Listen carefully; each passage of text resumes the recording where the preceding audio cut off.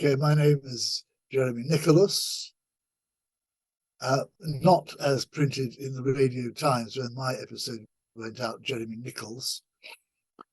Jeremy Nicholas, and I played a character called Berrington, MP.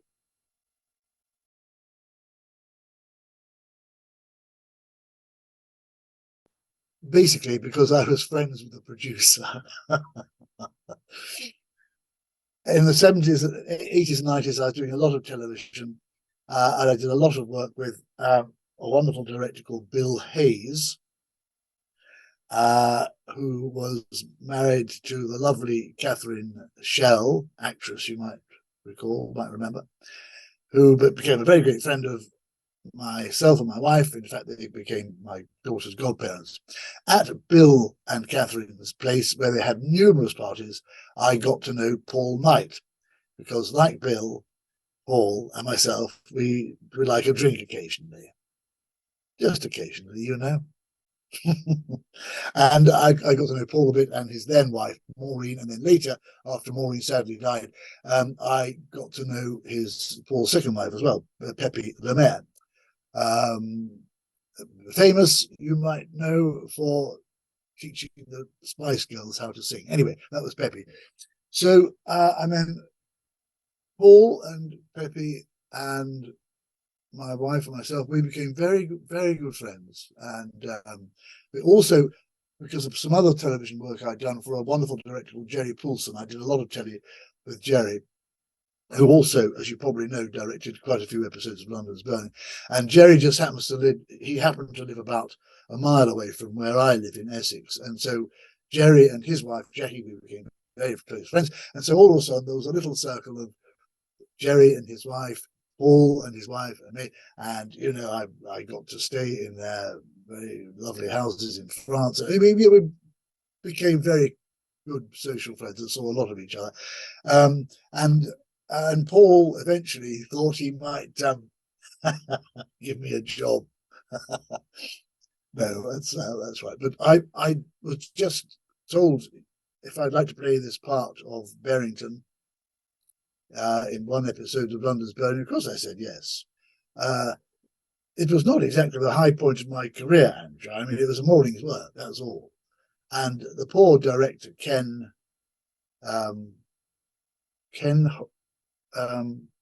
what was his name? Nice little man. Anyway, I mean, I think he sort of was a bit landed with me. And I just turned up, learned the lines, did the scene, went home. That's it.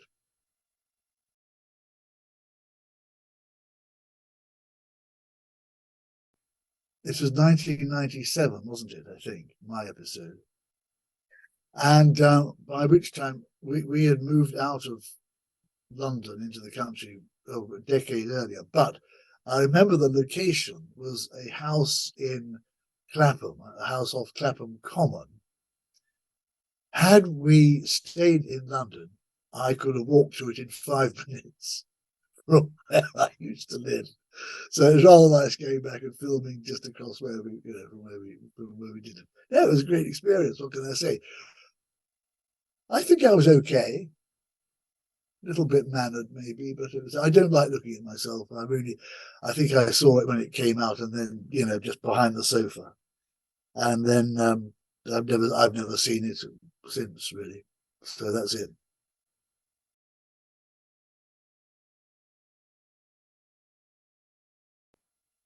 Yes. Okay, Berrington. Well, I mean, there weren't, as you probably realise, Andrew, there were not many parts in London's Burning for posh actors. I mean, I only tend to do the upmarket characters, sort of, I don't know, judges and barristers and people. So they're not really public school firemen, I suppose, were they? I don't know. Anyway, there was a lot of posh parts in any, as far as I know, any London Burning episodes, and so it's quite nice to sort of do upmarket, posh, and rather rich, well-heeled MP. Obviously, not a very nice character, like most of them on the make, probably. And did I say that? Yes. Anyway, and but obviously very protective of his lovely daughter. and wanted to get the message across very, very firmly that any messing about, if he mistreated her, if he didn't love her, if he didn't look after her, I would send the hounds of hell after this man and have his guts to garter. So that was quite, it's quite a nice line to play as a character, being very smooth and just firing warning shots against my possible future son-in-law. It was a shame. I mean, it was quite a fun character to play, looking back on it, actually. And it's a shame that there was no more storyline to it than that. And as I said, it was I went in, did the run through with the two other actors, and learned the lines. And I think we did it in 3 takes, and off we went. And honestly, I think I was back off the set before lunch. Maybe I got a sandwich. I don't know. It was just a morning's work, but very satisfying to do, and lovely to be part of this whole series.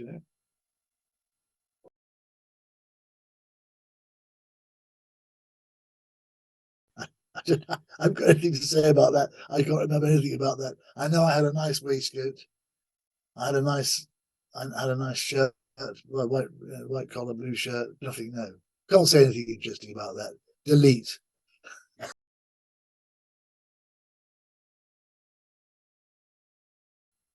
The only thing this is quite apart from the filming day that I had on the set was, as I said, because I knew Paul very well and Jerry Paulson very well, we did have a few drinks in the London Burning production office, where there seemed to be a permanent bar set up in was it Elephant and Castle, somewhere like that. Anyway, we did meet there a few times after Paul was finishing work, and started off the evening with a few drinks there before being taken out by Paul, who was an extremely generous man. He was, he liked to entertain well. What can I say? We had some very good times, and he's somebody I still miss in my life a great deal, as I do Jerry Paulson. They were good people to be with and great fun to hang out with. Big part of my life, those two.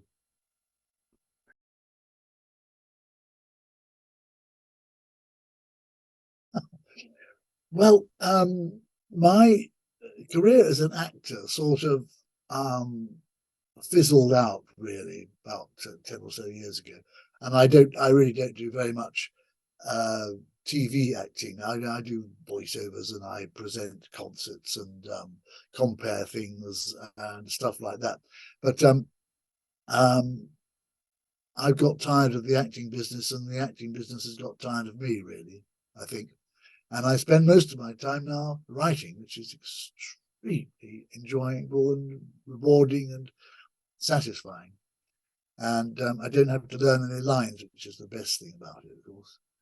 It was, it seems a long time ago, all that, when I was doing quite a lot on the telly, but not anymore.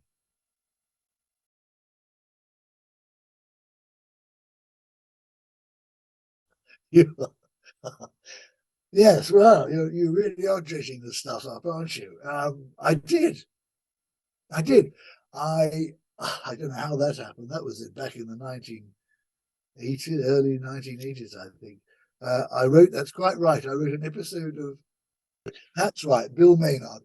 But it wasn't the original Selwyn Frog. It was a follow-up series. That's right. Oh no, so absolutely bloody awful too. And I co-wrote the script with a wonderful actor you might know, John Glover, very, very funny actor. And we co-wrote it, yes. And I mean, that script now, you wouldn't get it out of the waste paper basket. It was all about a bomb plot at a holiday camp, about blowing up a holiday, about, planting a bomb in a holiday camp. It was terrible, not exactly comic material. And anyway, we turned up in Yorkshire Television, I remember, for the recording, to find that Bill Maynard had really written most of the script anyway. Lots of it had been cut, and funny little director, Ronnie What's It, Yes, Ronnie Watson. I don't know how he got any laughs or any mileage out of what we wrote at all. It was just, thank you. Let's take the money and get out of here as fast as possible.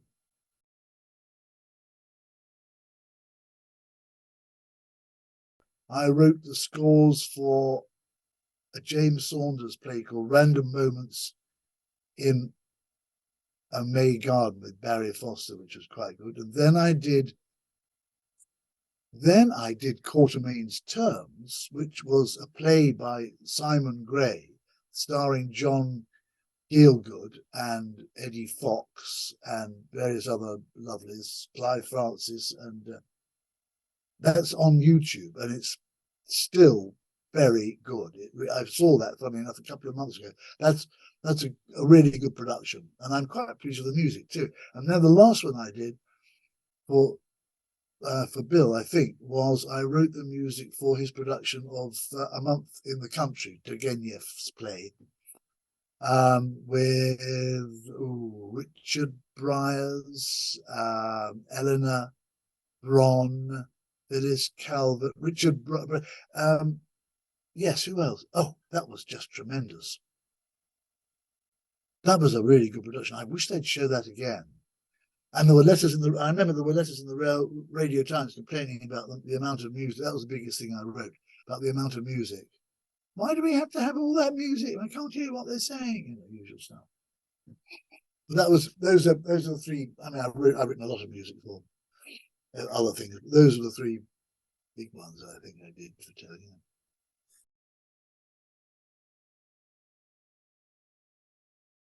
It's a great pleasure to meet you, Andrew. Thank you for asking me and dragging up these moments from my distant past. I'm not sure whether it's something. Yes, you're a jobbing actor, and you go from Birds of a Feather to Heartbeat to The Bill to London's Burning, and a lot of it was, in this case, a long time ago.